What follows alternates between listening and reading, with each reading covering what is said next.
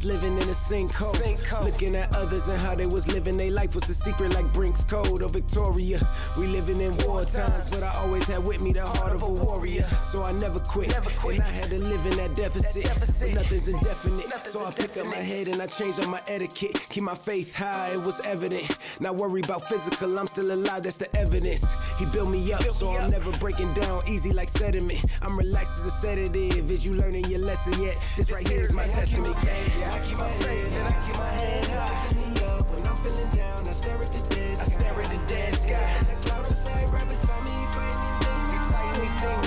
He's fighting these things. But he made him let me go. Yeah, he made him let me go. Trust. What do you think? Hey, what do you think? I'm counting the blessing before I count money. It's part of the rank. It's part of the rank. Hit my heart with a stake, cause I'm a wolf. I'm howling at moons. Holy Ghost, he didn't enter the room, but holy smokes, I didn't overdose. But I opened my eyes and it's all up to him, I assume. I done made it through some situations. Upstairs, made it out the basement. All I needed was the very basic. See it clear, never needed LASIK. But now I done open my eyes, my iris is oversized, so I see through them open lies. When they open their mouths and the locusts all go inside, nowhere you can hide. The devil alive and I swear that he really be telling lies. Told me raise up that 9 in my head, pull that trigger real slow. Now you really see open minds. Can you coincide? The feeling I get when I stop me from blowing, I know it's God. And not in my mind and my soul are real strong. I rely on my faith and it never dies. Yeah, it never dies. Yeah, I keep my faith and I keep my head high. Pick me up when I'm feeling down. I stare at the dead sky. I stare at the dead sky. The cloud inside right beside me, he's fighting these things. He's fighting these things. He's fighting these things. But he made him let me go. Yeah, he made him let me go. Yeah. Hey, in God we trust. Hey, in God we trust. Hey, who got the faith? Hey, you got the faith. Yeah, I got the faith. Do you got the faith? Yeah, I got the faith. Yeah. In God we trust. Hey, in God we trust. Keep that faith in your head high. Yeah.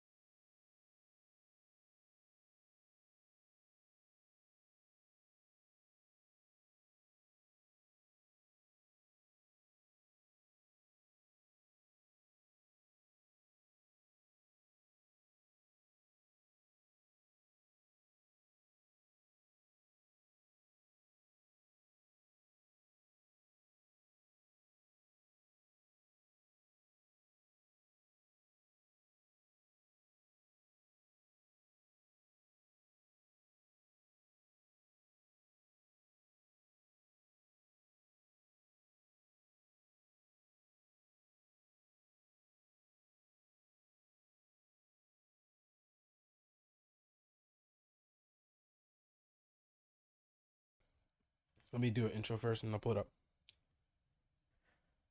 Alrighty, guys, welcome back for another episode of the GhettoRig podcast. For those who don't know, my name is Eddie. This is my co-host Jay, and behind the camera, like always, we got our boy Miguel. Miguel's representing my country today with his hat. I like it. It's a very nice hat. Mostly they don't come in black. You know, like a lot of times you'll see them in like the navy. It's a special order, bro. Custom. You got a custom, yeah, special order. I see that. I appreciate you representing. But yeah, we got a bunch of stuff for us to talk about today. I guess we'll first go into the big red poster in the room. It's not an elephant. Yeah, the big red poster. So guys, we are officially sponsored by the UFC Gym Largo. If you guys are interested, I'll go into it a little bit later. We can talk about the memberships and stuff like that. We don't have to talk about that now. But if you guys are interested at all from learning some more information about that new UFC gym coming to Largo, it's going to be on 1111 Missouri Avenue. It's about 1.5 miles away from Largo Mall. 30,000 square feet, functional training, UFC, Muay Thai, wrestling, grappling, kickboxing, you name it is there. And we'll have a 5,000 square foot external. Yep. We're gonna have some stuff too. Recovery, cold and hot tubs, saunas, like you name it, it's gonna be there. I mean, any health and fitness service that you would kind of expect the gym to have, whether it's a boutique or a commercial gym, on steroids, we're gonna have it on steroids, because no gym has cold tubs. Like no gym has that kind of red light therapy and shit. Everything you could possibly think of to apply to a martial arts gym, also a normal gym, or even a boutique fitness spot. We're basically going to have. Yes. And more. All in one. And we have more affordable prices than you'll see at any like kickboxing, jiu-jitsu gym, things like that. They're all, right now at least, especially because we're in phase 1 of the pre-sale, we have the most affordable prices ever. So from here on out, it's only going to go up. But even, like, for example, even if you were to say sign up for the gym when the gym opens, and so you probably won't get the best deal, right? You're going to be paying the normal rates. You're still cheap. It's still more affordable.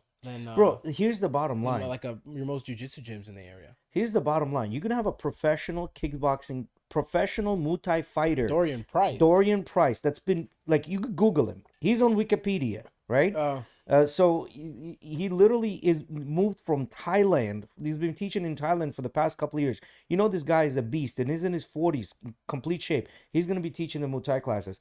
And then you have several black belts that are going to be teaching jiu-jitsu. It's not just first degree black belt, third degree black belts, fourth degree black belts.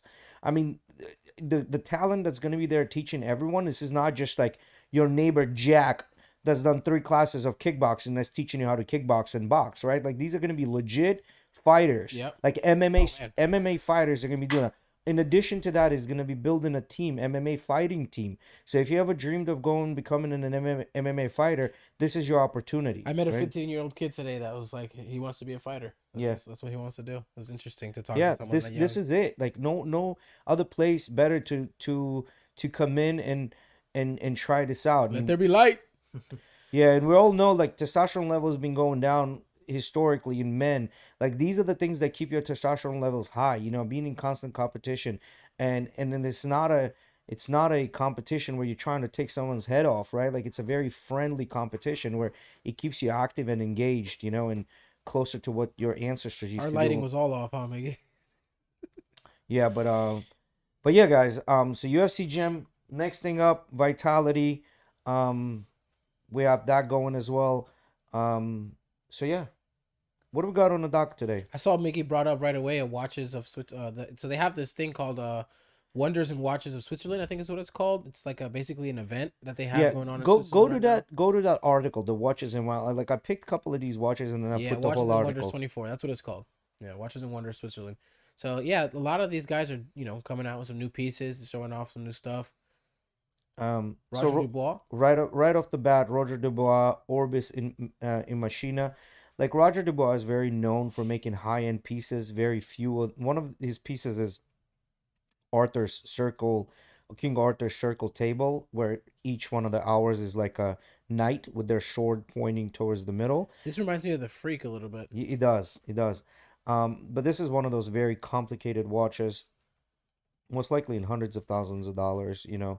I'm actually interested, Mickey. Yeah, I see you're searching up Roger Dubois here. I want to see that watch, King Arthur. Yeah. Oh, that's pretty fucking cool, man. Especially the way it's like intricate, so intricate, but at the same time, Yeah, that's pretty legit, right? Like, and he's got multiple versions. Go on that gray one. You'll see a little bit better on a gray one. Yeah, that one right there. Click on that. Yeah, you see this? Like, it's the knights. Knight Templars or whatever. so this one's called the Knights of the Round Table. Mm-hmm. It's to depict King Arthur's knights of the Round Table, right? Basically, that's the idea. That's a pretty cool. I don't know how I feel about this new watch they came out with. It's a Looks big. tourbillon, right in Looks the middle. huge. It's huge, yeah. 72-hour power reserve with the tourbillon, yeah, it's gonna be big. Next thing up, we have Patek Philippe. They're known for bringing out watches, and what I've noticed, that wristband, not wristband. What do you call that thing? The strap. The strap they carried that over in a couple of their newer models, right? They came out with a Nautilus, a new Nautilus. They came out with the same wristband, but anyway. So this is the world timer, yeah. The integrated bracelet. Are you sure it's not the Aquanaut? Oh, I'm sorry, not Nautilus, Aquanaut. Aquanaut. JLC celebrates the dual meter. This thing looks like too busy of a dial. Yeah, it's one of those things you keep it in a freaking safe and then you wear it once. That's about it. So its first application of the dual meter makes it a chronograph watch as accurate as a chronometer. Now it looks like they've done it with the dual meter chronograph moon. Okay. And then next up, we're gonna have what?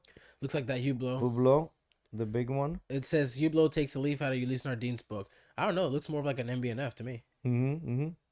Keep going now. Frederic Constant came up with their own version. I think more than anything is the color in that sundial. Yeah, that green dial. They're saying basically they indulge in the green dial trend. Then you have Grand Seiko came up with their newer movement. That's a 36,000 beats per second, 80-hour reserve. Grand Seiko. This looks legit. It's probably going to be Evolution 9, which is their newer movement. It's probably going to be, and a high beat at that. It's probably going to be close to $10,000 if I were to guess. It looks like it's a manual wow, and it's not an automatic. And then Vermont. Vermont is one of the old watchmaking companies. Like, this looks like it's more of a field, maybe even it's more. It's of a definitely field a field watch. watch With the compass and stuff. Yeah. Big fucking numbers on it. Yeah, big numbers. Yeah.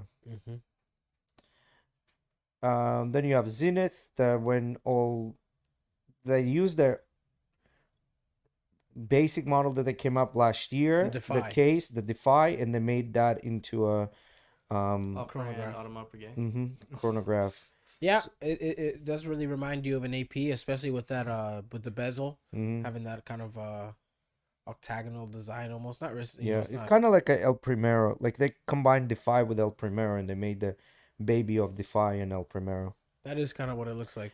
This watch I thought is crazy as shit, man. Broke the record. Yeah, it broke the record. It's Bulgaria Octafinissimo. It's insane. Like, it's so thin that looks like they had to do the hours and minutes separately to conserve space. It's crazy to me how thin this thing is. Like 0.05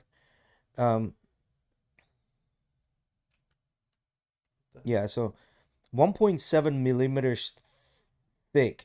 That is very okay, guys. For those in the United States, 2 millimeters ain't shit, right? Like, it's extremely thin. It's almost paper thin. If you've ever sed that famous RM Ferrari watch that Pharrell wears, it's a 1 of 1. That RM actually made for Pharrell. It used to have the record. Yeah. Before this watch. And they beat it with this one. That thing is literally like the one all the way on the left.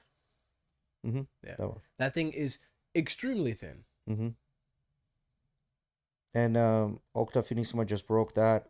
I think that's gonna be probably close to $30,000-$40,000 because it's as thin as it is. Whoa! What? Bro, that thing is $293,000. This one? Yeah. Okay. I saw it. I saw the price. 200 or something thousand, high 200s. Ulysse Nardin, new freak. It was funny. I was reading someone's commentary and they're like, I still don't know how to tell time on this thing. I don't.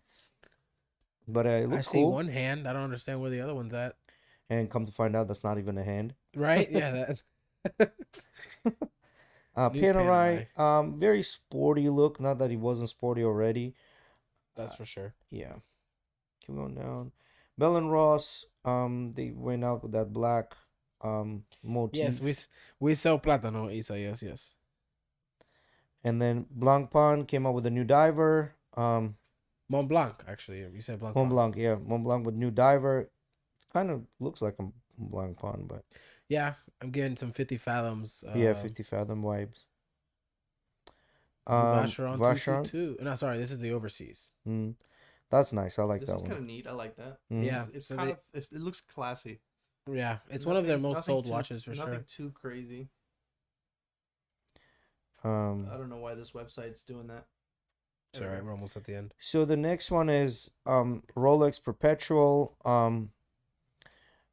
This is a very, very big watch. It's a thick boy because it has that helium escape on it. This is like their diver, and they made it all full gold, right? I don't understand that. I don't either, man. I don't understand making the deep sea a full gold. Yeah, I don't get it either. I don't understand this. This is like People probably just ask for it. Just people who want to wear a gold watch that don't dive. That's really what it is. Yeah, but a deep sea, just get a Submariner. Yeah, get a Submariner, bro. The deep sea is probably. I don't think it's less desirable, but it's probably more expensive due to how the complications in it. Not only that, it's a thick boy. Thick Like, I as mean, it's fuck. Most thick as people don't shit. understand that. Most people don't walk into a store and tell the person selling them the This watch will be- what the fuck they're selling. This will be the Like you divers. guys do. This will be the divers Rolex you can buy when you walk in. Like this is gonna be the one sitting. This Yeah. is gonna be one of the ones sitting in the case. And this thing is an official murder weapon, bro. This So thing is guys, big. just a heads up on this. These are not the only watches they came out with, right? They made a bunch of other watches. These are just the companies that made watches. And if you want to go a little deeper into it, you're more than welcome to, Google them up and see all the variations. We just didn't want to like talk your ear off, talking about watches all day because we could have had 3-4 episodes just talking watches today. Right? especially during this event that they have. It's the with biggest watches. one they've got. Yeah, So, and in Switzerland right now is every single watchmaker is releasing their new shit. So Arnold and Sons, that actually looks pretty decent. I haven't seen anything new from Arnold and Sons in a minute. But that one kind of looks cool. I don't like the hands. So this is another version of a watch that I'm like, why would you even do this? It's $36,000. It's 18 karat gold. And Why not? it's a Tudor, man. Like Tudor and a 30, like people that buy the Tudor are usually not trying to spend ton of money. That's why they go after Tudor. And you really, really have to be a Tudor collector to go after that gold watch. You know what I mean? Okay, I get what you're saying. I think it's reasonable. So I don't know where it lies within the whole manufacturer, but Tagore Universal, Dazzling Chronograph, and as Feminine Carreras. This one looks cool. It's a The tag. Skipper. They're going back to their roots. Back in the day, they used to make one that was very, very similar in color scheme and whatnot. Yeah, you can see it even actually says Skipper on the sub dial, on the left hand sub dial.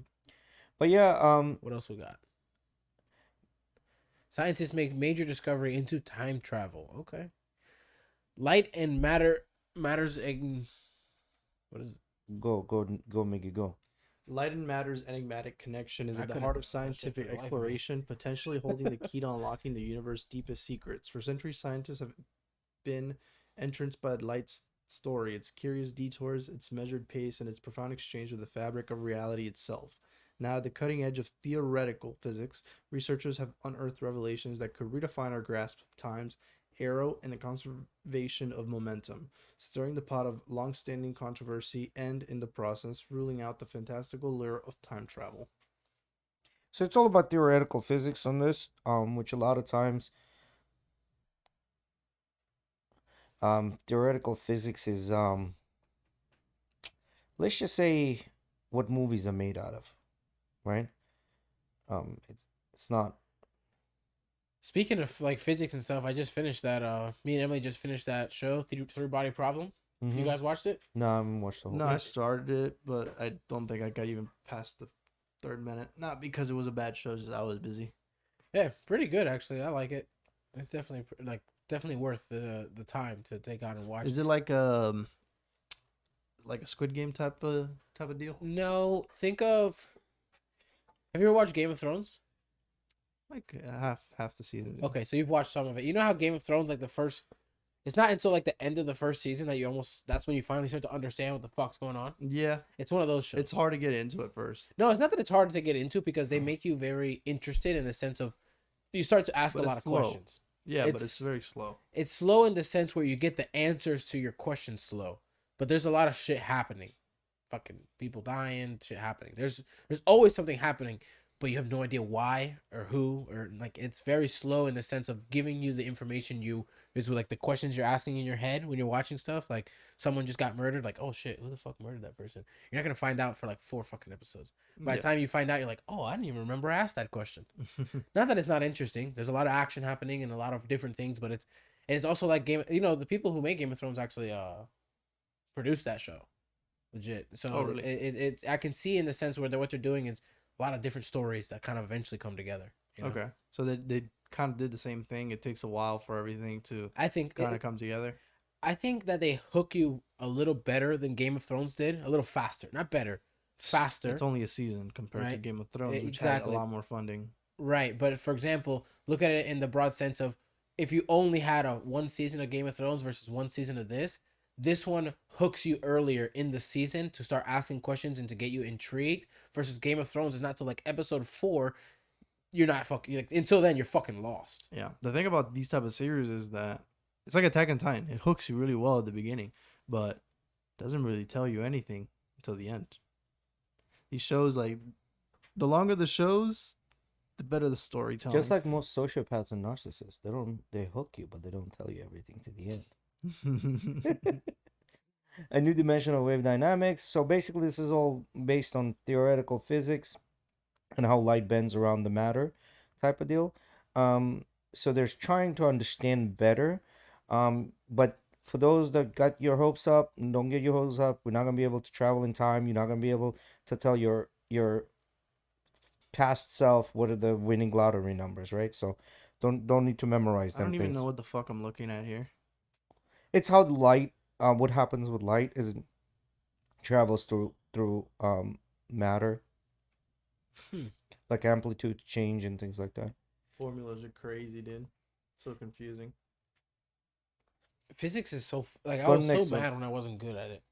Yeah. So fucking mad because I was good at every other science, every other math, and that one blends shit together, and I was just horrible. So put that kid on a. You don't have to go into it, but this kid is the GOAT, bro. I just listened to his. Good. I just listened to his predictions. What's gonna come out, as far as Rolex goes, bro, and he was 10 out of 10 perfect on exactly what's gonna come out. He's got some inside info. Bro, this kid's been following watches for so long, man. Yeah, I've seen him for a long time since I got into watches, and he does a lot of videos of like, for example, top 10 Rolexes for like ROI, you know, and then the worst Rolexes for ROI, things like that, which I think are pretty interesting, you know, especially for people that are trying to get into watches, and maybe you're trying to get into watches for a trading standpoint, you know, you can see a guy like that and get some very basic tips, of course. With something like selling watches, buying watches, that takes getting your feet wet. To understand, you know, you're not gonna watch some guy's fucking video and think that you know exactly what you're doing. Never. So assisting successful people always do in a conversation, according to a psychotherapist. Have you ever thought about, like, you're having a conversation like, oh shit, that could have gone better? Well, here's 6 things that you can do to improve that. They ask questions, right? Leaders and successful people know that the large part of their job is to make their people feel seen, heard, and understood, Frank says. So asking questions, I found it to work really well. If I keep asking questions, I'll get to the root cause of the problem. Kind of like that Greek method. You constantly ask questions more and more and more and more, and then you eventually figure out what is the issue that they're actually coming up to you with, right? And most of the time, these are triggered by like some sort of an event, but the event is not the issue. The issue is more underlying issue, right? They're fully present and engaged. Yeah, that's number one. Like actually hearing and listening, actively listening is pretty important. They speak clearly and concisely. Now, this takes some skill. For you to do that, you're going to have to talk, right? You're going to have to learn how to have a conversation. You have to be comfortable with having conversations and being able to explain something very quickly in very few words, right? You know, I've noticed one of the things this podcast has done with my communication skills is I'm not afraid to stumble on my words. You know, I'm very comfortable communicating things as long as I have them here.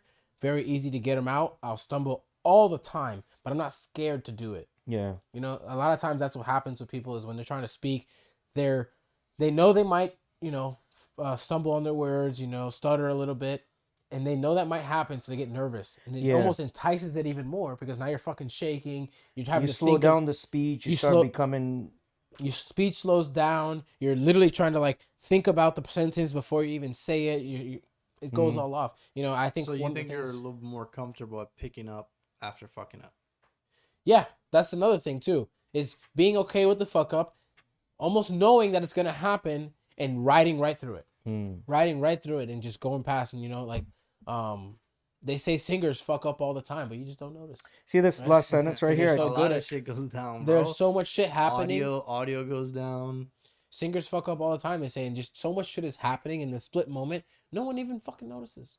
So I think this last sentence is actually explaining what you were trying to say. Most people can string together long and unrelated thoughts using long-winded and rambling language, but the level of successful people play out requires the skill of brevity and carefully selection of words. Frank adds. Now this is I think this is super important, like using the proper words for the proper meaning of it. Otherwise you're gonna give the wrong impression or wrong. You're gonna communicate the wrong thing. They're unafraid to use humor. Yep. You don't like. You have to be comfortable with having a conversation. If you're not, humor is not gonna come out. It's gonna come out as rehearsed. It's not natural. Like whatever.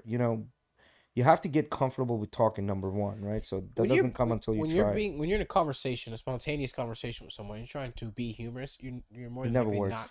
You're not gonna be. Try if you're actively trying. That's you're not Theo Von. You're not Theo Von. That's what he's trying to say. You're not Theo Von. Yeah, I think that Theo Von has a story for everything. I was just listening to his fucking talking about Brazilian jiu-jitsu. Yeah. Did you laugh your ass off? Is it the one about with Dustin? Yeah, where Dustin took him training. I was watching it. Yeah. As well today, and oh man, I thought that was a dog. Man. Yeah, I thought that was a kind of dog. You got a Brazilian jiu-jitsu. How old is it? It's just hilarious. Emily I didn't watch the whole video, but Emily said that he said something like, "It's like one guy's trying to like guard a raspberry, and the other one's trying to smash it." Yeah. The other one's trying to take it. So like here's the thing, like the way he was explaining this. If you've done it before, you kind of understand what he's talking about. You absolutely understand. Yeah, but if someone that's never done it, they'll listen to him and like, what the fuck are you talking about? Starts talking about how they got some good hams on them, some good legs on him.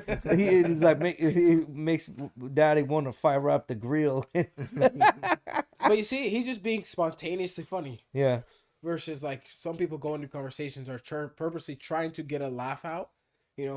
I mean, he's a comedian, so that's just his fucking job, But if you can just kind of put it in your brain, like, I'll be funny when the opportunity presents itself.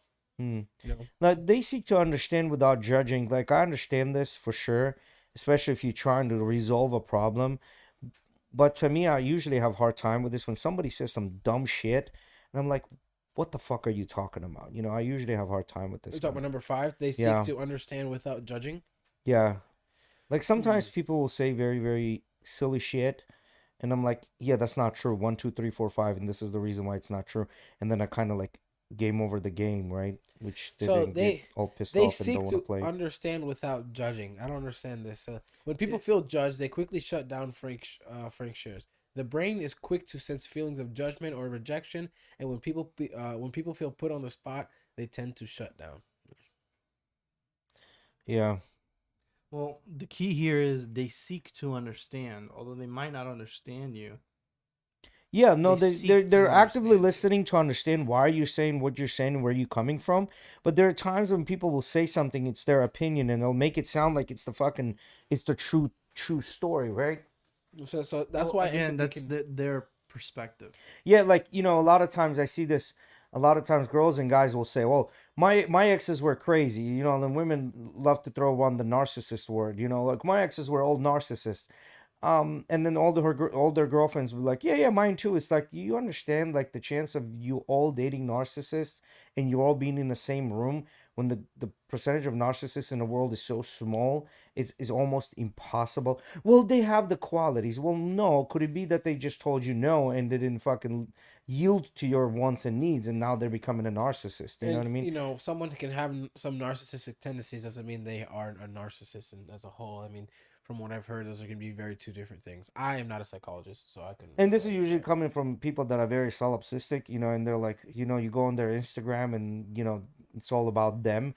And then, like, you trying to tell somebody else is a narcissist. I don't know. It's funny. They say calm and grounded. Yeah, I think this is like this being stoic, like, um, not very overly emotional, but not emotionless either. You're pretty, like, level headed. I think that's what this one means.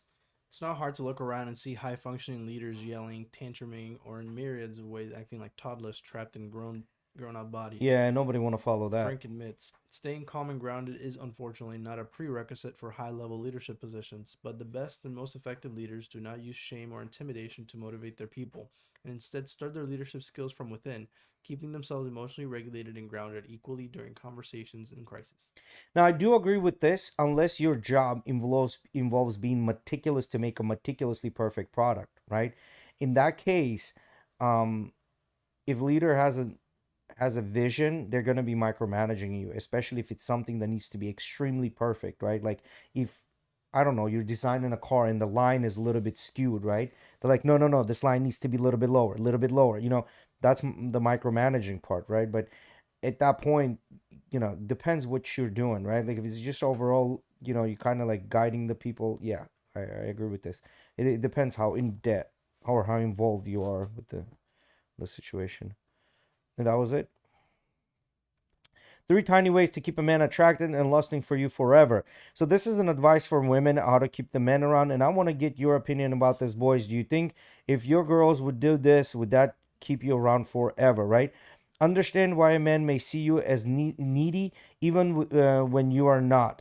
Did you know that a woman doesn't have to be needy for a man to get that feeling? The ways you share your feelings and lend emotional support to your girlfriends can bond your friendship, but that kind of a talking and intimacy may make a man feel anxious and some smothering by you. Constantly asking a man such things as "Why didn't you call, text?" when barely any time has passed may also make a man think you are needy. What you guys think about this? I think if my girl's calling me and saying, "Why don't you call or text?" it does sound pretty needy. Um, I don't know. I think that this goes back to our conversation of like, you just should do things when you genuinely want to. Yeah, to me, it's like, when they haven't seen you for a minute and then just like jump all over you and like just trying to, like, I understand they're excited to see you and stuff like that, but like, bro, let me fucking breathe for a minute. You know what I mean? Yeah, I know what you're talking about. You Yeah. know what I'm saying? Especially if I'm coming home from jujitsu or coming from work and tired, like, bro, like, just give me a minute. Let me just, you know, let me just get my shit together. What's the next one? Avoid the predictable, boring behaviors of other women. So read that. A man loves being around a woman who has more to talk about than the boring everyday stuff. Men will love being around you if you communicate a love and enjoyment for life and bring a unique and upbeat energy that will set you apart from every other woman he knows. I think, bro, I think just them genuinely being appreciative of the guy that they're with is enough. Like, I don't expect you to sit down and have debates with me about this or that you're not interested in. Like, if you go out of your way, learn something about watches, if I like watches or if I like cars, go out of the way, like, I'll be like, oh shit, she like, it's kind of cool that she knows this stuff, right? But I don't expect you to be an expert in these things, because I also understand this is not something that might be interesting to you. You know what I mean? But like, you being appreciative, like genuinely appreciative for the shit that the guy does, I think that's gonna go so far. It's. Create a level of unpredictability. If a man can't guess what you'll do or say next, he'll be constantly thinking and wondering about you. Learn to create a level of unpredictability and it will work like magic. Another idea, use humor and teasing when possible. Men love it because it's one of the primary male languages for bonding and connection. Men usually lose interest in a relationship and leave when they stop feeling that gut level of emotional attraction. That's why it's important to know what to do to trigger those feelings and to keep the spark alive and healthy in any relationship. I agree with this, but in a sense where you have to know, like, there are boundaries, right? Like sometimes you'll say, like, girls will play around like that and say some fuck shit as a joke, and if a guy said that, you probably would deck him in the face by that time. You know what I mean? Yeah, but So this is like your you have to be, partner. yeah. This is your in a No, relationship. This I isn't someone fucking. This isn't a stranger going up to you and telling you suck my dick. You know, like. no, no, no. I understand that, and it's not about like that suck my dick, right? Like that also has its own area when you're having a conversation. Like there's a time and place for it, and it can be very funny, you know. But Biggie? what I'm saying is like it takes skill, right? Like I wouldn't suggest this right away. I would suggest like tiptoeing into this art of like making fun of each other, Well, you gotta right? start eventually messing with them. Yeah. You know, I think on like. But that whole thing of be unpredictable, nah, man. I don't want you to be unpredictable. Unless we're talking about like me getting home and you're in some new lingerie that you bought, you No, know? I mean being unpredictable. I think in that sense, right, where it's like an entertaining thing, where like they're constantly trying to look at different ways to kind of entertain and spend time. Yeah, With yeah, you, be that I agree with. unpredictable. Yeah, that I You agree know, with. if every day I get home and you have that same fucking Scrabble box on the counter, like we're playing Scrabble again today, I'm like, no, we've been playing Scrabble for 2 months. I'm not playing Scrabble anymore. Yeah, or you're wearing the same pajamas. No, I don't get that. I don't know. I Say just the don't same like the same pajamas. pajamas, man. It's not my You thing. just saying some random shit. I am. He's feeling like Theo. He's feeling like Theo. NASA spots objects speeding around the moon. Mm, So what the hell? NASA's lunar reconnaissance orbiter You know what was so spotted. funny? Like before you go into this, so funny. Like apparently China made this drone that can surpass a F-16 or whatever with the speed. And comment like internet did not disappoint. Somebody came out and said, "Yeah, we made that in 1990s, and you just trying to surpass it 90s. I now." think it was before that. I don't know whatever they made it like you just surpassed the speed of whatever we made in 1990s. You think our Area 52 doesn't have other shit that we haven't even used yet because none of you can keep up with us? You know what I mean? So Spider-Man pointing. Oh, I get it. Who did it? Who is it? yeah, NASA's lunar reconnaissance orbiter spotted a bizarre sliver of an object speeding above the lunar surface last month. And as it turns out, we're not looking at a UFO or maybe an unidentified lunar object, because there's a perfectly human explanation for the lunar apparition. It turns out that the LRO's image was photobombed by the Korea Aerospace Research Institute Korea's Pathfinder Lunar Orbiter, KPLO, otherwise known as DNURI, which is traveling in nearly parallel orbits, according to a NASA statement. Despite their similar orbits, it still took impeccable timing to catch a glimpse of the spacecraft, an engineering feat in it of itself. Moonlink. DNURI launched in August 2022, becoming South Korea's first moon mission. A spacecraft which entered lunar orbit in December 2022 is designed to help plan future missions to the lunar poles. It was also used to demonstrate a lunar internet, which is a delay-tolerant network that could one day allow landed assets to communicate with Earth. That's pretty cool. shut off the. All right, guys, I'm coming off the Insta. Get back to YouTube, guys. Scientists at NASA's Goddard Space Flight Center needed exquisite timing in pointing LROC to the right place at the right time to catch a glimpse of DNURI for NASA. The reason why DNURI appears as a tiny sliver rather than a conventional-looking spacecraft with two solar panels and an antenna is because the LRO's camera exposure time was extremely short at just 0.338 milliseconds. As a result, DNURI appears smeared to 10 times its size in the opposite direction of travel because of the relative high travel velocities between the two spacecraft, according to NASA. So basically, they just forgot to set the shutter speed on their cameras. That's what happened. And they clickbaited us just with a Korean satellite. Wow. Wow. Beautiful. I just sent a video that my dad actually sent me today that I haven't looked at, but he told me it's about watches, so we can look at it. Not great job, Jay. It's in mod. Yeah, there it is. So my dad sent me this. If it's some.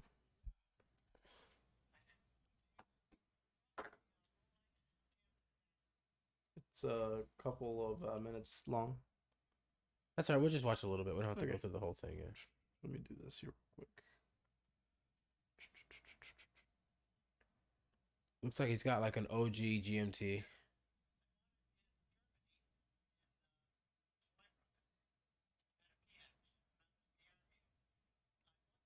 Look at that, Jay. Jay.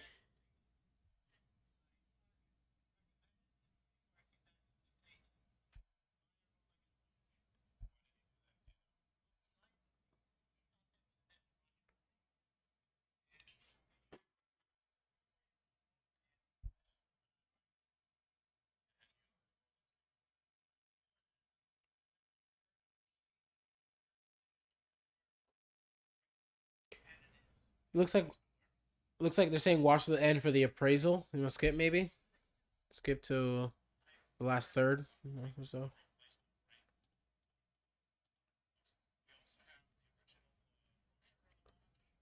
Oh, they got the original bracelet in the box, so it looks like they replaced the bracelet.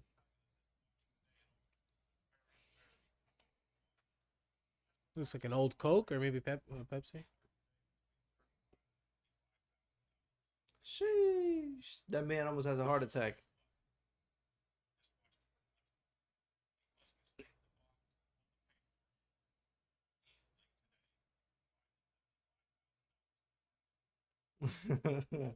Yeah, he probably paid.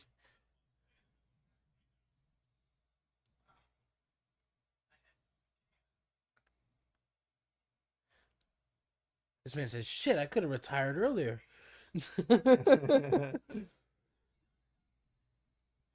1,500, he would have been happy. He probably bought that thing for less than $200. Back then, yeah. So Peruano commented something I've seen as well. He said, new study shows that more than half of women have a backup partner in mind. 50% of women admitted to having a fallback partner, such as a gym buddy or ex-boyfriend. Now, I have seen this study. There, I think the sample was 2,000 women that they talked to, um, that said this. Where? Huh? Where were these women? Where were they? I Yeah. think this was done in Britain. Okay. I think it was done in Britain. There was another study that came out as well that they basically gathered men and women and they told the men, is like, listen, if the girl is 80% of what you're looking in a woman, would you consider that a win? And pretty much all the men like said yes, that would be great. And they asked the women the same question. Women said that would be settling down. Mm-hmm. I think we've gone over that before. Yeah. So yeah, these studies do come out anyway. Your Tango, another shit Tango article. Hard to ignore signs he's cheating on you. So let's go through these and see if we agree, boys, that these would be some cheating signs. You notice the usual signs of cheating. I don't know what that means. You'll notice the usual signs, especially if it happens more than once. Lipstick on his collar or clothes, and expected marks indicative of physical intimate activity on his body, another woman's scent on his clothes or hair. Yeah, I can see that. Some of them could be just an explanation of an old grandma that kissed you with her old lipstick that's like 30 years old. That could have been part of that. But yeah, I think that's a pretty good indication. I don't know. What do you guys think? Yeah, well, especially like it says signs, so you're getting multiple Like scratch marks and things like that. Yeah, multiple things. he's increased his work hours. I think this is horseshit. All of a sudden he's working longer hours, or maybe he even has to travel, so he's away from you overnight for a couple of days at a time, or even longer. This is especially incriminating when coupled with other signs like sudden lifestyle expansion. Now, if it's sudden, out of nowhere, nothing, he didn't change the job, he didn't get a promotion, job requirements did not change, you didn't have a new baby, or you weren't complaining about how you don't make enough money and things like that, I agree with that.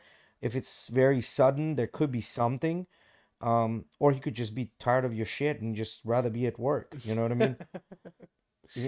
So he's not present. Even when he's physically present, he's off his world, not there with you. Yeah, see, this is horseshit. Like, if you have a very demanding job, That's what you call needy right there. yeah, that right there is the neediness. Like, if you have a very demanding job, when you come home, usually people bring their work with them home, and they're constantly thinking about that, especially if you're responsible for many But people. I think what this means is kind of off in your own world in the sense where because your interest is somewhere else. You know, like if you were acting a certain kind of way, maybe you're always very work oriented, but to be in a relationship, you have to pay some attention to your spouse. Yeah. And maybe now it's nothing, no attention. You know, Yeah, but that could could be a be sign. that could be that you got a promotion now. You have more Could be duties. many things, right? But it Yeah. also could be a sign. Yeah, I it could agree be with a that. sign. I agree with that part. He cares about his appearance. Well, if a guy doesn't care about his appearance, I don't know what else I can tell you this year. Now, if it's sudden out of nowhere, that he starts caring about his appearance, then that means he's probably getting either more attention from women or he wants to get more attention I from think this women. was bullshit. Yeah. He cares about his appearance, especially if this is all of a Suddenly sudden. out of nowhere, yeah. If he didn't care, didn't care. Now he cares. But what if it's the gym? Like you're trying to get healthy now. Like, That's a different story. yeah. Yeah. Now, for example, let's say if all of a sudden, out of nowhere, I'm like, I gotta wear fucking Gucci all the time. I Yeah, gotta yeah, wear yeah. Prada. That's I a gotta different story. I gotta be in a suit all the time. All these things. Yeah, that could be a little suspicious. Yeah. So these all are like maybes. You know what I mean? None of these are. Yeah, these are just signs. He develops a new enthusiasm for a woman, coworker, or a friend. He's just stupid. Yeah, don't just shit where stupid. you eat, kind of deal. Yeah. And even if it's not like this is the thing though. As a guy in a relationship, you should understand that anytime you go to talk about another woman, that shit comes out of your mouth and it's a woman of your age group. Man, maybe not even fucking single. Well, girl might have a boyfriend, but you go to talk about an interaction you had with her, you shouldn't be doing that. You're creating an issue, yeah. You're creating an issue, even if you're not sleeping with the girl. You know, like for example, if you're working with females, like try to limit the amount of times you mention those females to your girl and like, oh, I had this interaction. Well, unless you kind of establish that in the beginning of the relationship, I'm gonna talk about these people. These people are part of my life, one way or another. And another thing is, I honestly, like, unless they're a family, the female is a family member, or somehow they aid you within what you're doing, there's no need for you to like pay attention to random females for no reason, right? Like that, you know. You guys know how I am about having friends that are girls. Like, unless they're actually adding to my life, like, I don't need you. You know how stupid it would look for me to like go to Emily and be like, yeah, I went to Target today and I met this girl that she helped me find exactly what I was looking for. Oh, was she a worker? No. She was just some girl shopping and she helped me find all Yeah, this no, stuff. you don't say those things. Those things are not that you're Mhm. just inviting problems, yeah. Exactly. Even if I didn't sleep with a girl. I mean, No. I had no intention, you know? But it still is like not the best thing to be doing. Now, you can do that if you're trying to manipulate her and get her constantly to be jealous. Well, yeah, then you're You know, toxic. then it's just toxic, What do you right? guys think about Ice Spice's new tattoo? I just Tramp think stamp that she got? fucking, I think that Moppet animal, I don't even know why she's even I popular. don't know, man. She's kind of. She's not. No. She's not, bro. She's not. Biggie. She's not, Miggy. She's growing. bad? She's growing into me. I'm starting to become a little munch. No, bro. She's not. Sorry, she's not. Hey, Paulo, good She is the type of women. But Yeah, she's not the. for me. That's not my color. She. Not in that way. That's not what I mean, people. What I said in Spanish was in Spanish saying that I've heard a lot, especially Cubans. Cubans say this specifically a lot. They made gustos like basically enjoyment. They made it say it, Mickey. You're gonna translate it better. I'm telling you. I don't know exactly the phrase, but I know which one you're talking Para los about. gustos se hicieron los colores. Yeah, some shit like. For all the different enjoyments in life, they made colors, kind of thing. You know, everyone can like something different. That's what I meant. That's what I meant by color. Yeah, we have a saying like. To each their own.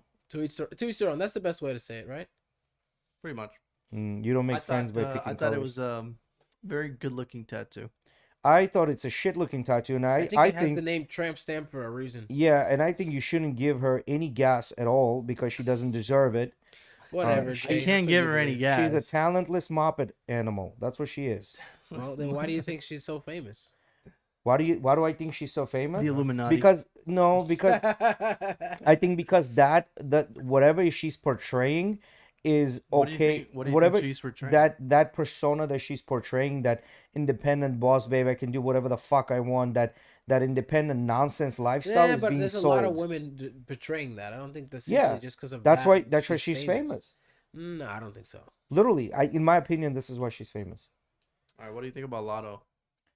No, Mm-mm. no, Sure. no, Mhm. nothing out of this screams feminine, good person, or anything. Damn, Jay, you really judging a book by its cover, huh? Yes, 100%. This screams to me thirst trap, straight up. I have nothing else to do, so I'm gonna show off my body. But would you want people to judge you by your cover? Jay? Yes, they're gonna do that no matter what. Oh, that's kind of People judge me by my color. What you mean, bro? People see me as like, oh, he's short. People judge me by my color every day. Not color, bro. Your cover. Yeah, whatever. That's a kind of fucked way to think, but okay. No, bro. Like, no, like this, whatever she's portraying, it doesn't portray, in my opinion, this does not portray what a feminine woman should look like.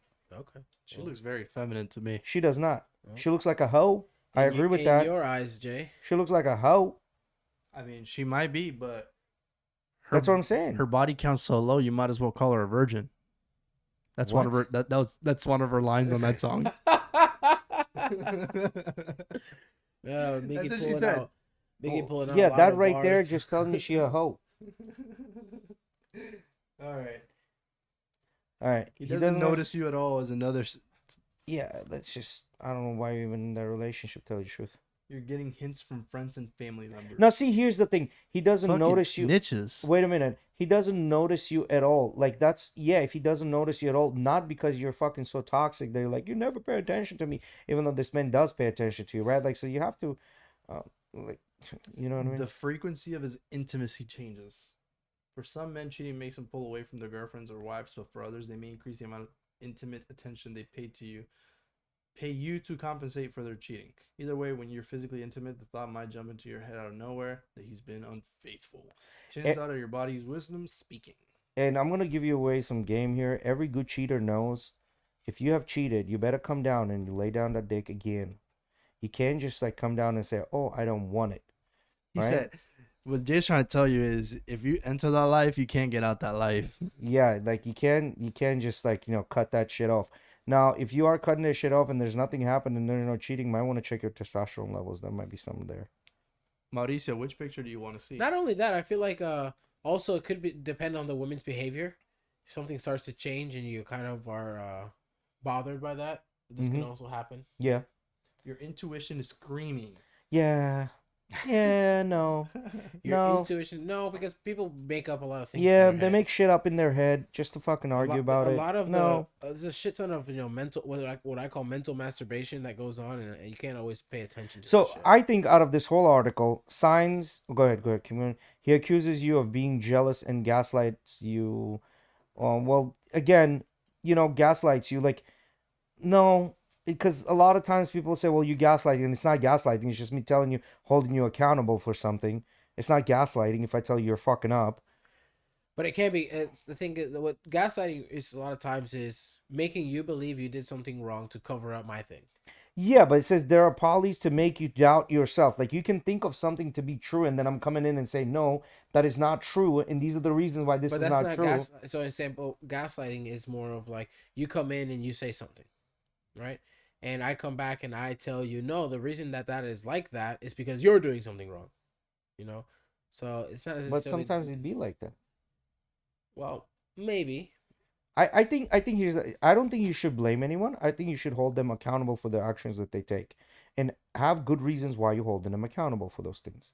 He confesses to cheating, but vows it's all over. That's all bullshit. Yeah, no, it's not. Nah, because you go hit that shit again. No, that's not true. They have the statistical research on this, and most men, if and when they cheat, right, which is about 25% of men cheat, if they do that, they only do it once in their entire lifetime. They never do it again. So yes, that is true in most cases. You really want to look at this tramp stamp? Here you go, Mauricio. Oh, This is Mauricio. right here.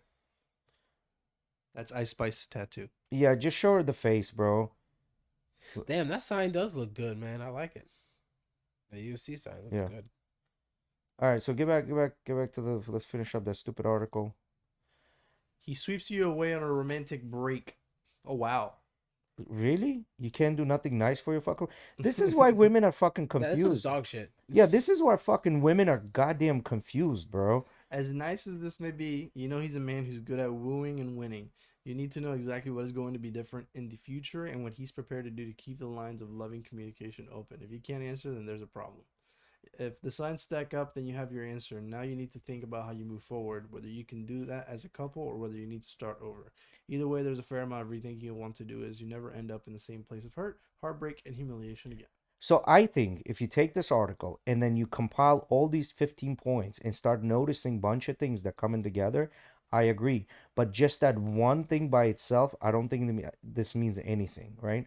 So there's got to be a couple of these points. I say very least, you probably want to compile 7 to 10 points. That's when you have a red flag, and if it's over 10 points. 7? No, I don't Yeah, think you need that 7 many. to 10. You need that many. No, bullshit. I don't think you need that many. Out of those, bro, if you've got like 4 to 5 of those red flags, Okay, pretty good chance. let's do 4 or 5. Go back up a little bit, just a little bit. Right here, stop. He sweeps you away on a romantic break. That's one red flag. Let's go to the next one. Well, we discussed that one's bullshit. So I'm gonna use that one. He shows you his accounts to dismiss other evidence. Number 2, he constantly professes his love and devotion to you. That's 3. He accuses you of being jealous and gaslighting you. That's 4. So you have these 4 red lights. Does that mean you're cheating? Absolutely not. I don't think it 100% means you're cheating, but I think there's a pretty good fucking chance. Nah, man. Bullshit. Yes, I do. Bullshit. No, because guys can live a normal life. Guys don't have that kind of a choice to cheat, man. Not every guy can cheat. Majority of guys, as a matter of fact, cannot cheat. They're not attractive enough to cheat. And the statistic is there, and only 20 to 25% of the men cheat. What else we got, Miggy? Here's the average American's net worth by age in 2024. Let's see where you stack up, boys and girls. Under 35, we're looking at about $40,000. 35 to 44, we're looking at about $135,000. Net worth, this means all your investments, all your assets, your home, minus your liabilities, such as, anything you owe, right? So 45 to 54, about 250. 55 to 64 is about 365. And if you go back up over 74, an average is about 334. Yeah, you missed 65 to 74, which is 410. Yeah. Mm-hmm. But then as you can see, between 65 and 74, and then the number starts dipping. Why? Because people start taking money out for retirement. That's why I think the savings are going down. So 40,000 in assets and everything. Oh, you're super young, bro. You're in your 20s. I know. I'm just trying to put it together. Yeah. I'm pretty good. Yeah. Based on this graph. You're good? Doing good. Yeah, you're good. You're doing good? All right, just then continue. again, should you ever fucking listen to these graphs? No, but here's the thing. This is the average, right? They just came out with a number that you're going to need minimum of $1.5 million in your retirement for you to retire. So none of these people are making fucking normal retirement money, right? Like that 400, if they retired right now, that $410,000 plus the Social Security is not enough. He'll live on it for like 8 years, if anything. Yeah. So an average American, like these numbers are middle, right? Like, so yeah. My point is that you have to strive to make as much money as possible. And then you have to strive to, I read this good article, and the article was explaining why, like, pulling yourself out by the proverbial bootstraps type of deal, right? And he was saying that sometimes it's better to buy the boots that cost $50 versus the boots that cost $10. Even though you might not necessarily have the money, they actually put the money away to buy the $50 boots. They're going to last you 10 years. You're going to be able to wear them for 10 years. Then buying the boots that cost $10, and every 6 months you have to buy a new pair of boots. Right? The basic premise of this is that saving money and putting it away for retirement, that's how wealth is built. Wealth is not built by winning on a crypto or a lottery, right? That's not just how things happen a majority of the time. This reminds me of my brain around computers. Like when people used to ask me, "Oh, I want to build a computer. Like what should I get? This and that." My always thing was was like, "Okay, what's your budget? The higher your budget is, the longer you'll be able to go without replacing your computer." Yeah. Because in everyone's brain, when you start to game, you have kind of like this standard in your head of what I want, right? I want to play games at 2K at 144 frames. Okay, you need this kind of computer. But how long is this kind of computer gonna be able to output those numbers? The better computer you get, the longer that's gonna last. So you get something that's mid tier. In probably 4 years max, you're gonna probably want something new. But you get high tier, you can go 5, 6 years, 7 years without having a problem. Reminds me of that. Yeah, just everything in life. When you buy quality shit lasts longer. That's why you keep asking me, am I gonna buy new watches? No. The reason no is because I do have quality watches that'll last me a lifetime. Why would I buy new watches? You know what I mean? I don't know. As a watch guy, I want more. I know. Like the watch I'm wearing right now has lasted longer than I've been alive. Yeah. But I'm still buying more watches just to wear different things. I wanted to get your opinion on this, right? So, J.K. Rowling has been canceled basically, and the whole thing was that the controversy was that That word's starting to lose its power. What? the canceled word. Oh, that's for sure. Yeah, because of X. X doesn't cancel people, right? He lets them be on a platform. I don't know what it is. It's just that I've heard it. It's almost like, what's it called? Mass shootings. It's just I'm being desensitized to those words. Yeah. So basically, what happened was, she came out with something, and then people went in. Like, read that a little bit. I got you. One of us didn't understand my books, and I'm going to go out on a limb and say it probably wasn't me. So the tweet that she's basically retweeting is, side note, I think it's hilarious and ironic that most people, the most successful modern author on a coming of age story where the protagonist realizes they are someone completely different than they were socialized to be, cannot understand transgender issues. Top 5 irony fails. So this was saying that, oh well, in your books you pretty much describing transgenderism, right? And J.K. Rowling, like, and then one of the comments was like, can you imagine trying to tell the author what they wanted to tell you in their own book? Yeah.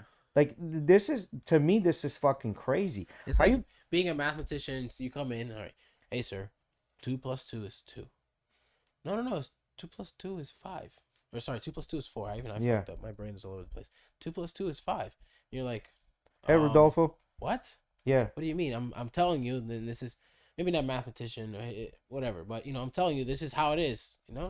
What you mean is this. No, that's not what I fucking mean. Yeah, This is that's what I mean. literally what I mean. Yeah, because see, that's the thing. That I think this had to do something with. I think she came out and said she doesn't really agree with transgender. There's Yeah, a that bunch was of her whole issues. canceling thing, right? Yeah, that was the whole canceling thing. And then they're like, "Well, you're writing this book talking about transgender." I was like, "What the fuck are you talking about? think People it's- can write a book." I think it's kind of funny how they're still going at her ass. Yeah, just a whole sheer thing of like what are you talking? Like, what are you talking I about? also think it's kind completely? of funny she's still paying attention to it, doing Um, stuff like this and Well, it gets to people, right? Like, because they destroyed her reputation.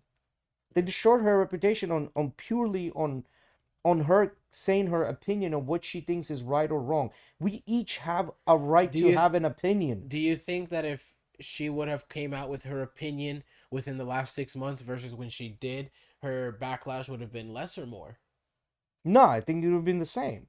Really, I think it'd be less. Why you say that? Because I think when her cancellation happened, it wasn't as you didn't have as many people coming out against the transgender movement. So here's the thing. You not to say you didn't have as many people. There was a lot of people, but they were the people that were labeled as extreme, right? Now you it's a lot more often to find the middle ground people that are willing to come out and say these things. Yeah, but see, that's the whole thing of labeling somebody extreme for saying purely their own opinion. If they're not promoting violence against a certain class of people, if they're not saying this or saying that they shouldn't exist, this and this and this and this and this, you shouldn't fucking get canceled. That's your fucking opinion. You're entitled to having an opinion. You understand what I'm I kind of saying? want to know what happened beforehand. I know it was a bunch of shit, but it's all right. We don't got to go into all that. J.K. Rowling's beef with the transgender community is kind of old at this point. Yeah. Yeah, what does it say? People share the 18 things that are a subtle sign someone is really smart. So let's see, guys, if you're gonna apply to the smart thing. I know I'm gonna fail, but number 2. So they draw wisdom from multiple sources. Okay. They know their audience. You Yeah. can switch up the way they talk to match the persons they're talking to without sounding condescending. Yeah, Yeah. actually, That's kind of like doing jiu-jitsu with a white belt versus doing a jiu-jitsu with a brown belt. you know, you Kinda learn know this. your audience. You learn this skill with retail. I'm sure Miggy knows this. When people come in, you learn to read them and kind of understand how to interact with Where them. they at? Yeah, on their level of communication. Not necessarily saying a smarter or dumber level. What I mean is the different forms. You kind of put two things together. Earlier we were talking about I think it was talking to people with humor. Working in retail kind of fucked the way I interact with people because I try and match their energy in a way, but in a professional sense. So when I'm not talking to people that I'm friends with per se, and I'm trying to work in a work environment, it's very hard to use humor. Really? Yeah.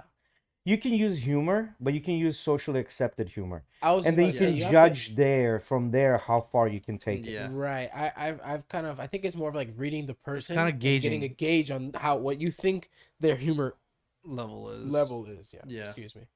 Develop a keen sense of their job. Yeah, so like if you're really good at your job, that's you're probably pretty smart to be really good at your job. Even being a plumber and being really good at it, you, you need to have some sort of intellect. Yeah. Absolutely. Curiosity, I think, yeah, constantly asking why. They're great at conveying ideas. Um, yes, but nowadays I think when everyone thinks they're intelligent because they go on Google and look shit up, um, I don't know how that's gonna be, how hard, how easy this is gonna be to get across, right? They're great at conveying ideas. So being able to pitch things and make them understandable and Mhm. stuff like that.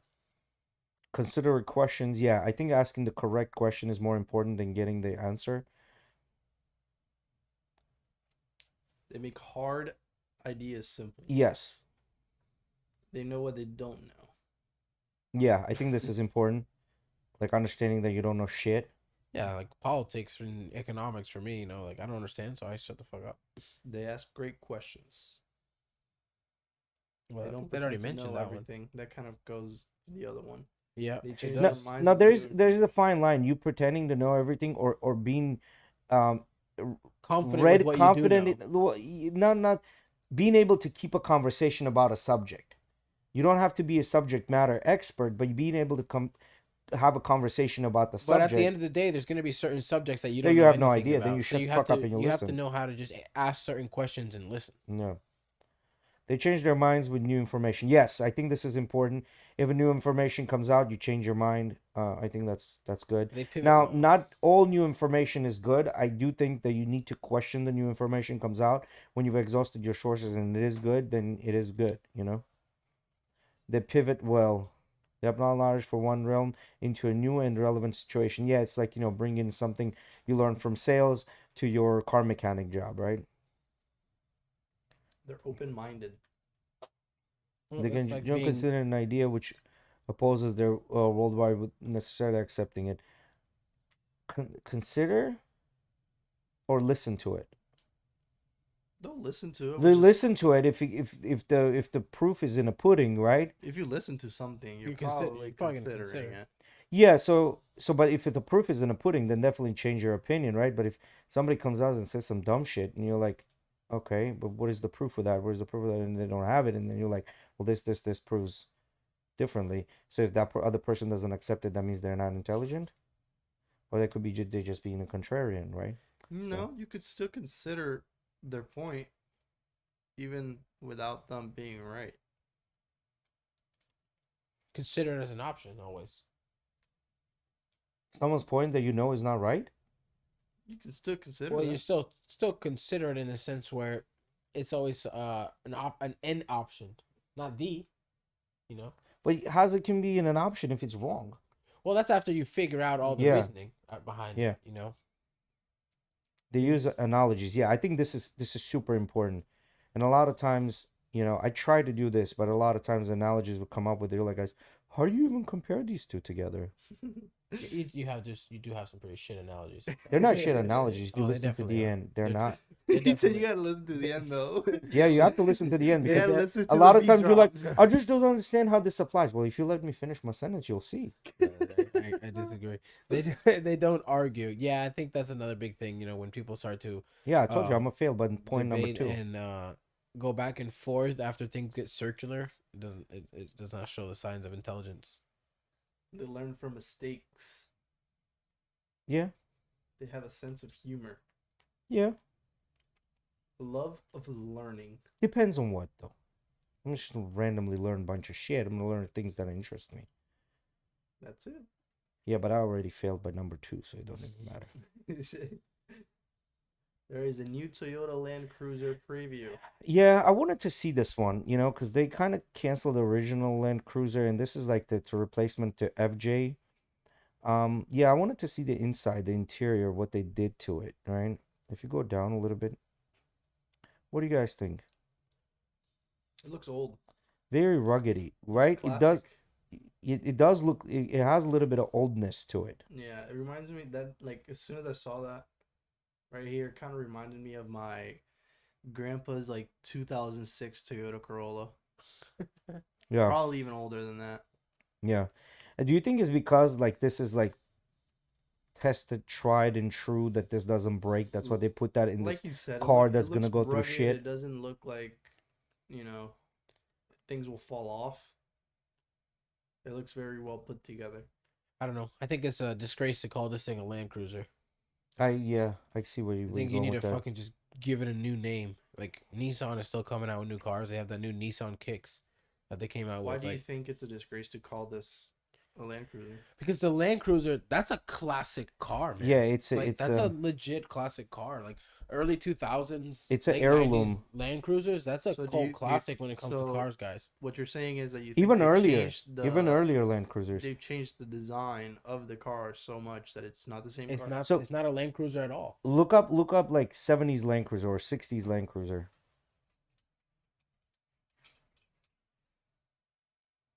Like pull this up. So these were the original Land Cruisers, And right? you Like, can see these- that it these does have bad some. boys. It does have that Toyota heritage, right? Like Toyota has this blueprint. You know, their cars are very similar in sense of like the 4Runner, the RAV4. Do You know, interior. they look very similar, but this car was a lot bigger than that Land Cruiser. Yes, it was huge, man. Especially the Land Cruiser that they had recently. Look my at the uncle, interior. My uncle had one of those, man. That car is freaking huge. Yeah, this You thing know was why it has 2 sticks? bulletproof, man. It still has that blocky. Yeah, one is for Interior 4-wheel design. drive. Yeah, I asked him. Oh, you asked him. What's up? You know why they have the 2 sticks? The two not shifters. One of them is a shifter. Well, that's the brake, and that's a regular shifter.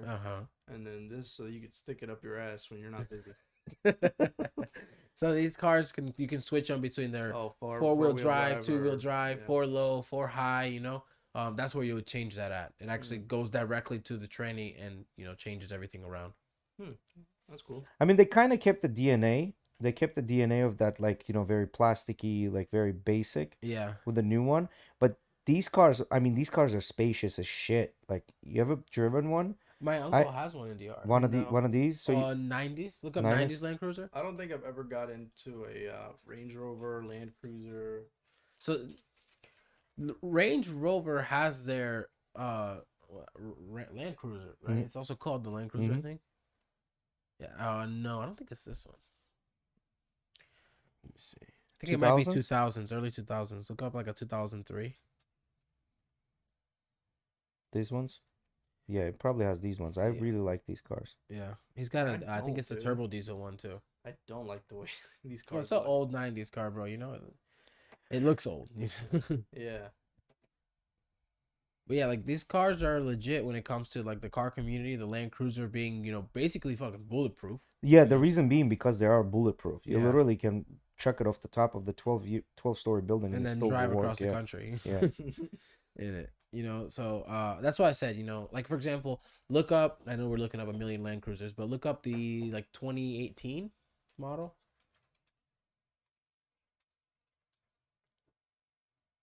Yeah, one of those. Like this thing is huge compared to the Land Cruisers they're coming out with. Very now. big. At least it looks like it in photos. Like that. These photos don't really do it justice. When you see it in person, is when you. Well, can the really, thing you with really these see was it's these were freaking close to huge. $100,000. Close. I think there were more than 100,000. Yeah, so they had to go and exit because nobody was buying a $100,000 I agree Toyota. with that. How much yes. is the Yeah. range?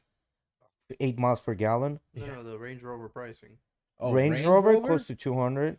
No, so actual range probably, yeah, but like you can get the Land Cruiser or whatever it's called, yeah. So You could probably get it for around 70K. 80, I'd say. Go down. It says Go down. 61, but when you're talking about Go luxury down. cars Go down. like this, Right there. the premium is even more than a normal car. Yeah, I mean, yeah, you're probably with freight and shit. 80. But the thing is, you'll be lucky if you drive it for 6 months and you don't have issues with this one. These are Ask- notorious for fucking having Ask all Oz. kinds of issues. Yeah. Ask Oz. I know he's had a bunch of issues with the one he got for his daughter.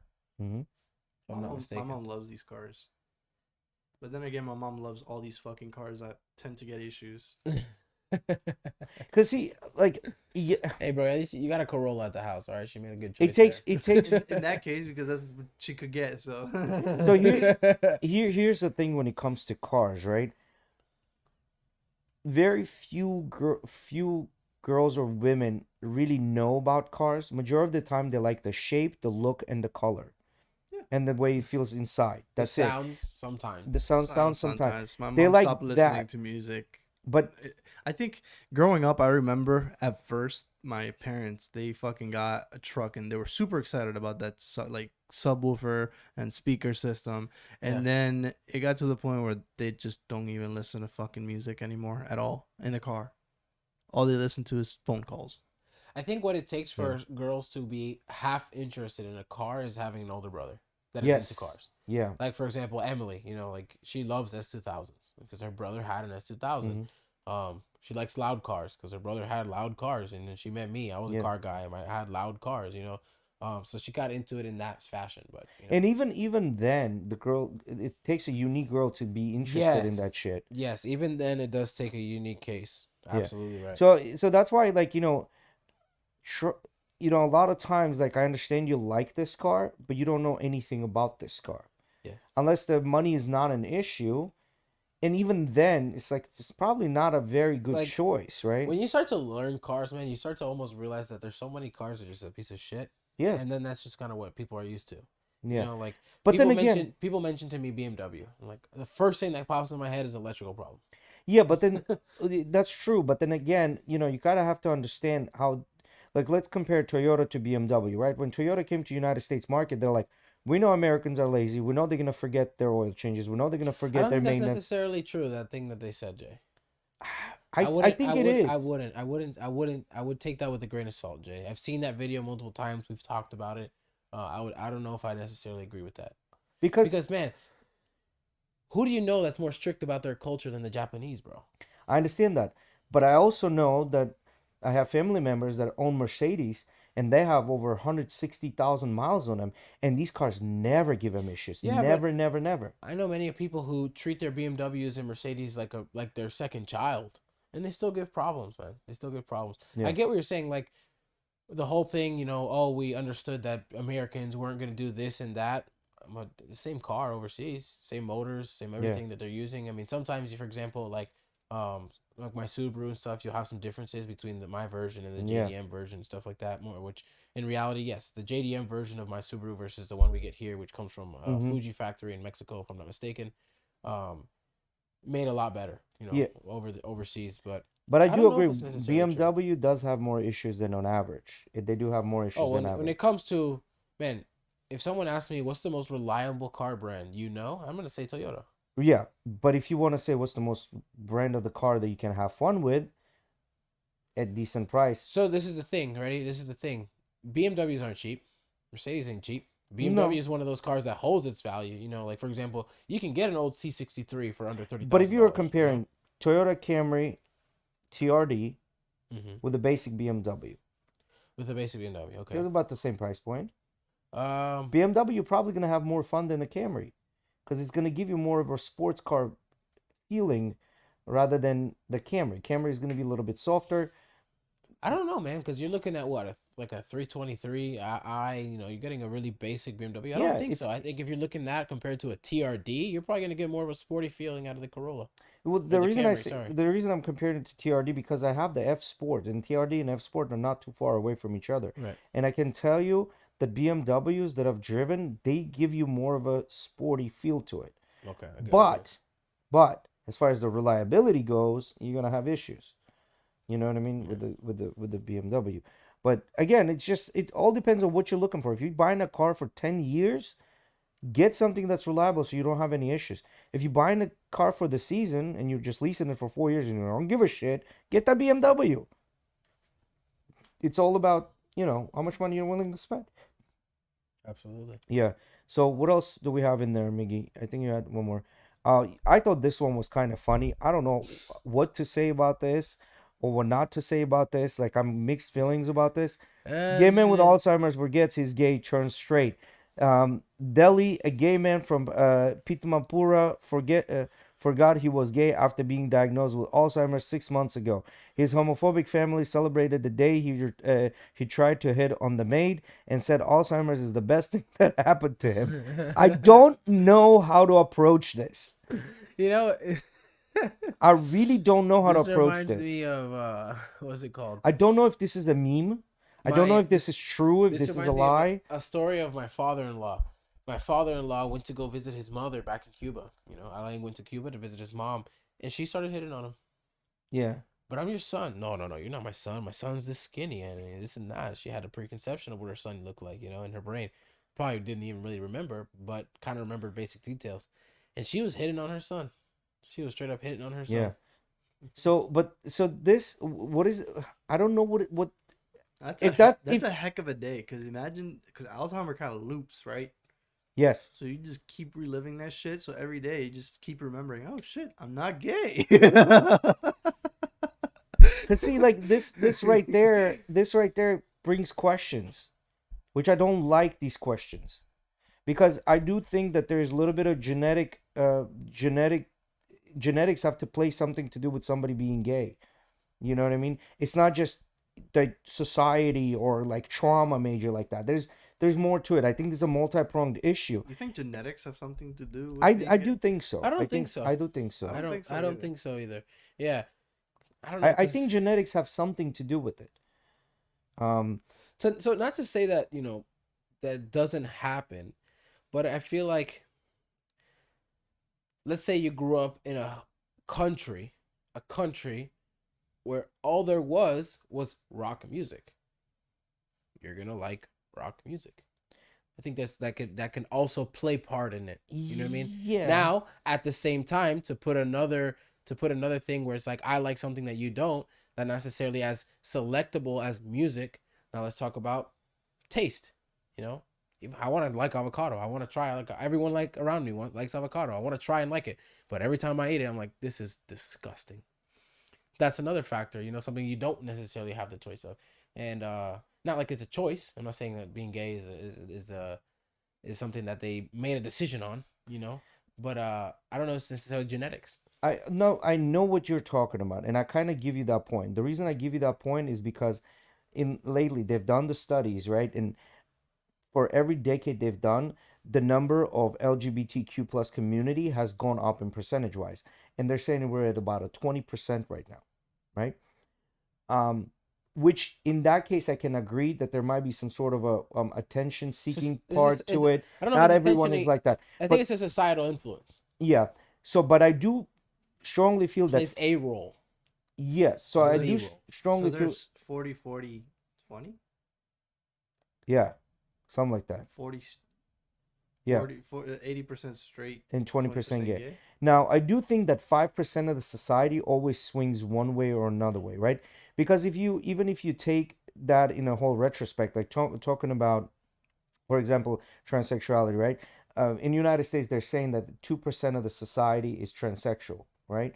Now, they are part of the LGBTQ, right? But then they're adding all these other things, such as pansexual, asexual, this sexual, that sexual. They're adding a bunch of shit into this.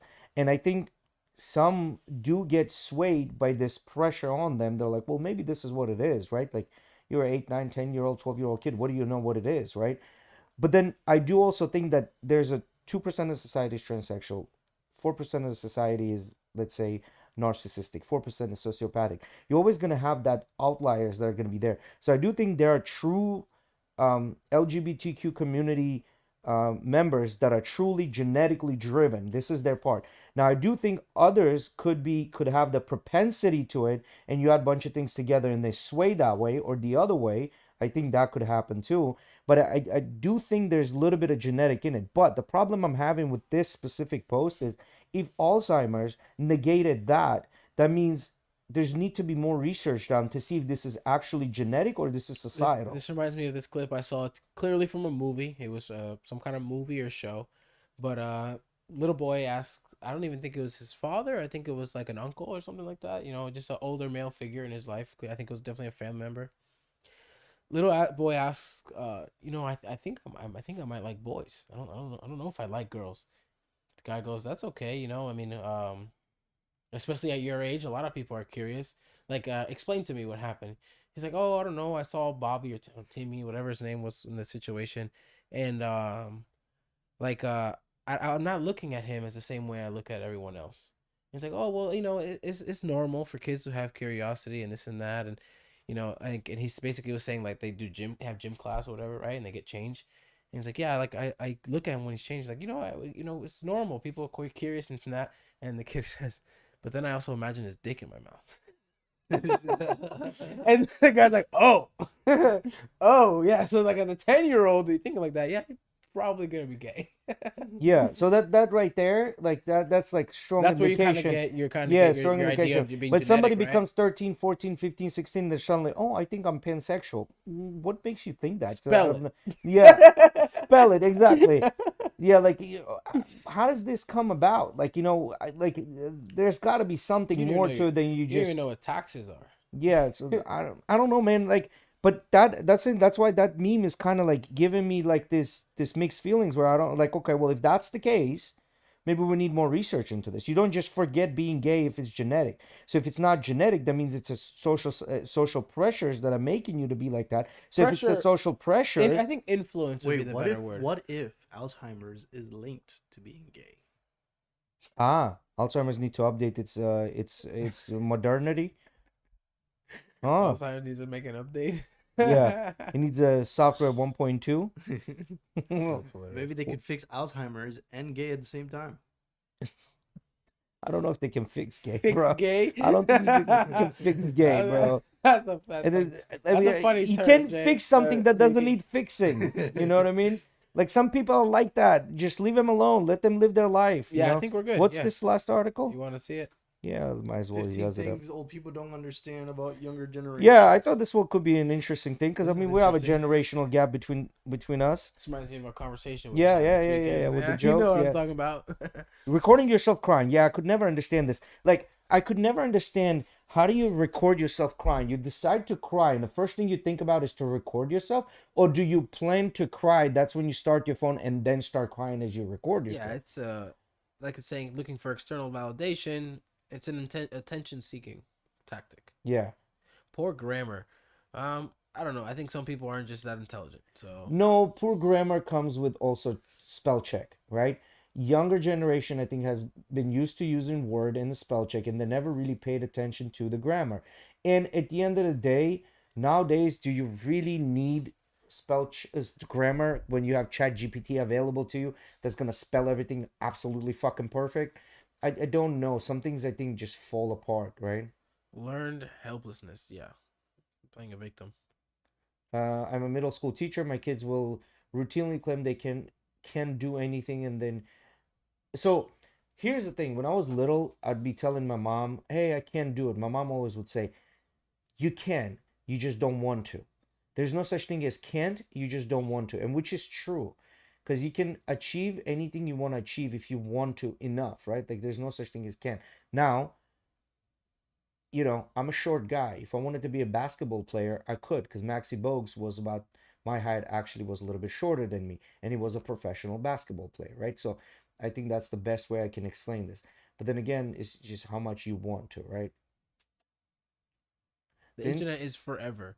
The lack of understanding that Yes. things can be put on the internet are public forever. Now, but do you think this is gonna matter if the new generation growing up without giving a fuck about it? Do you think the rest of the generation is gonna give a fuck about it? I think it's just not. Yeah. I No think- self-confidence. 37-year-old attending college for the first time here. They have negative confidence. They barely speak above a mumble, especially when answering a question from a teacher. Most of them would rather die than talk to someone they're interested in. It's like 90% of them are cripply introverted. I don't know about 90%, but I do feel you see this more often with the younger generation. I do agree with that, and I think that is purely based on the internet. People being so used to communicating over the internet through text or even just in Discord through chat calls and stuff. That I feel like that links to the lack of confidence in people in person when it comes to communication. And this right here, if this doesn't explain evolution, I don't know what does.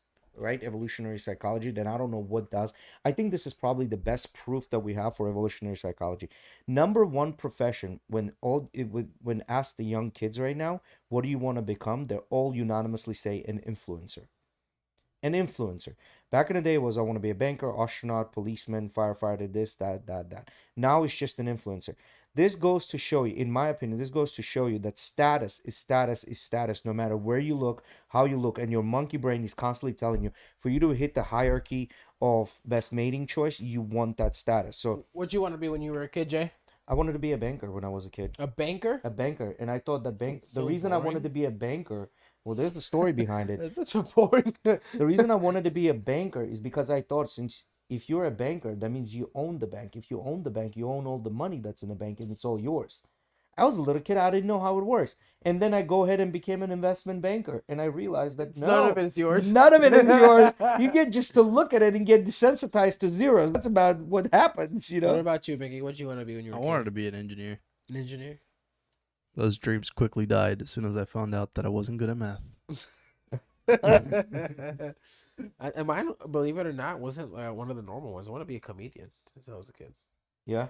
Yeah, because I always had, when I was growing up, I always had a computer and stuff like that, and like watching old Netflix specials. I would watch a like, shit ton of Netflix Yeah, when I was a comedy kid, man, I specials. used to watch a shit ton of comedy. Like growing up, before I was 10 years old, man, my favorite comedian was Eddie Murphy. Yeah. But he never even did a special while I was alive. Yeah, no. You know what I mean? Like, but going back and watching the old stuff, and then like hearing him talk about Richard Pryor, like, oh, who's Richard Pryor? I think go ahead and look first- at that.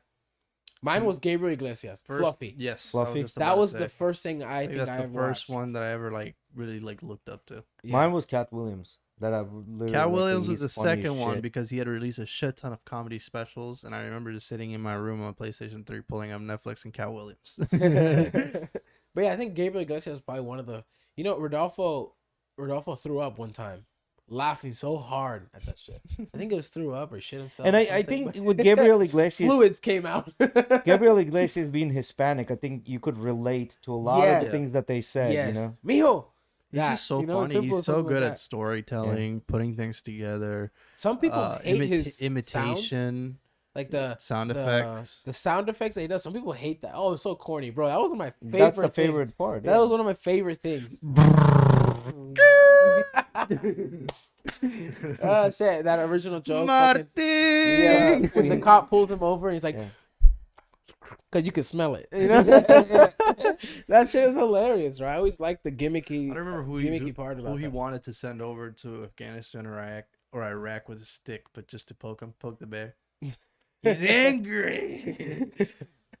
So next Alright. one is put your phone down.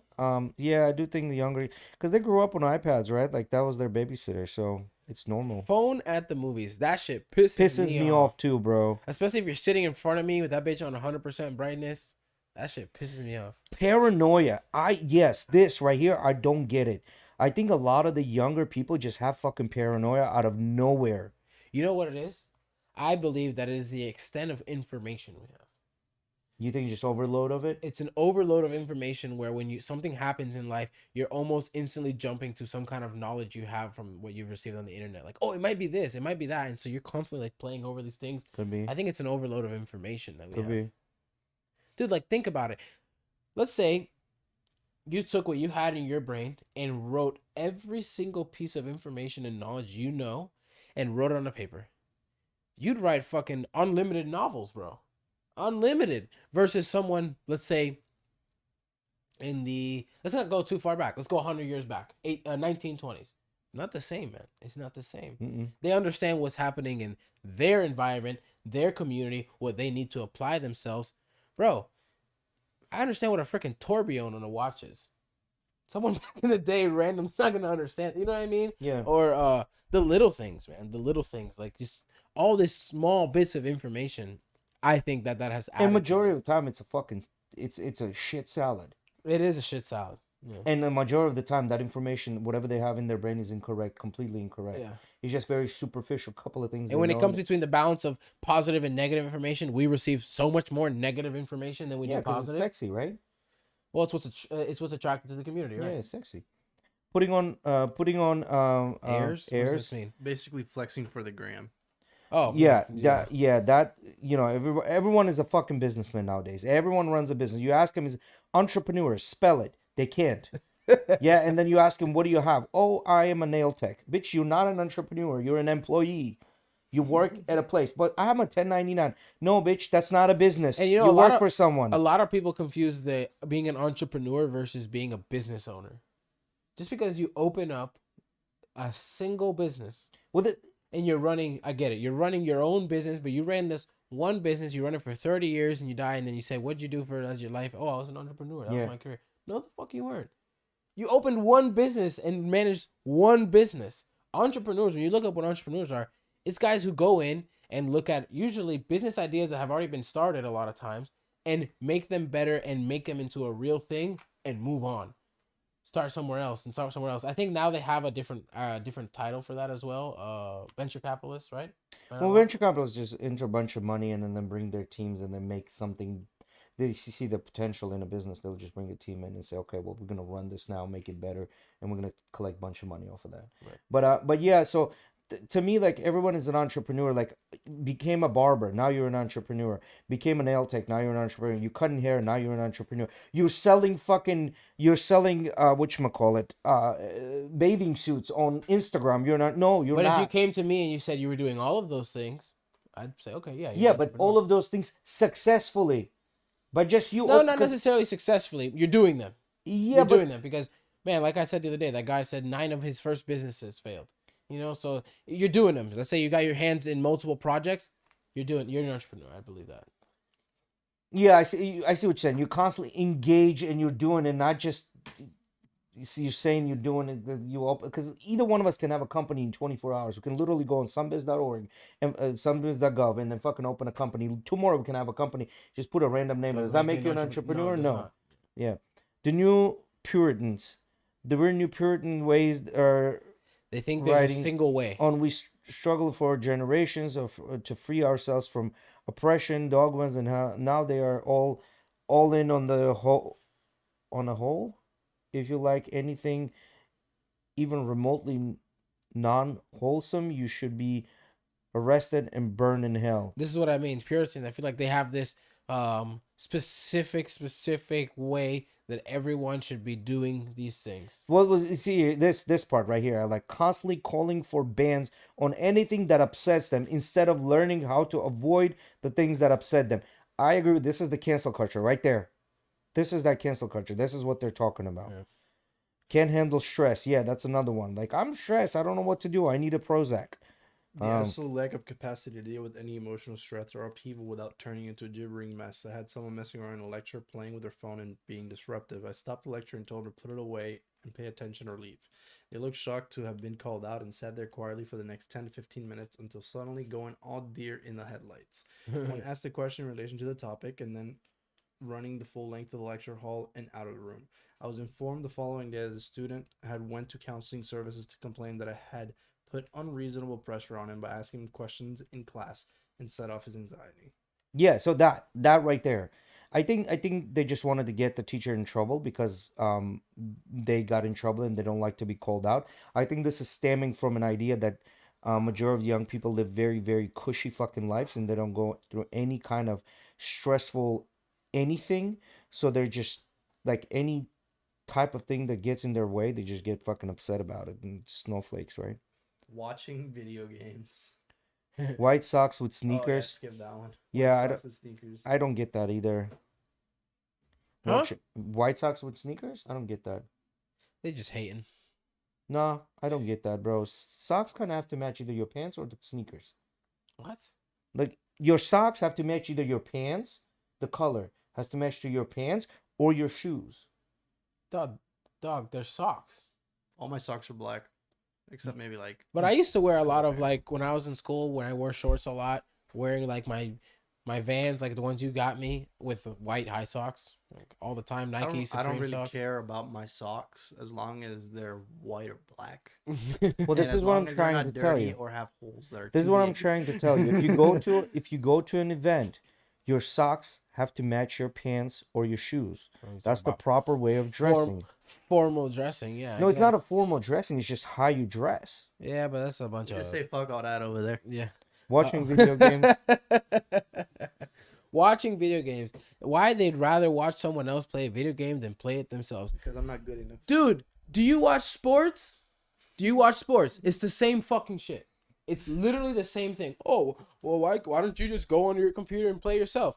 Okay, go outside and fucking shoot the basketball.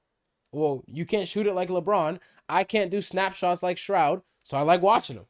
You know, it's one of those things. It's because I like watching someone better than me. It's the same thing with sports. You like watching jiu-jitsu. Oh, get on the mat and just do jiu-jitsu, which most people who watch jiu-jitsu practice. But Exactly. you don't just watch jiu-jitsu. Go do a 40. Yeah, you don't. Go do a But 40-yard. That's just boring. You don't know what you're looking at. Go do a 40-yard dash.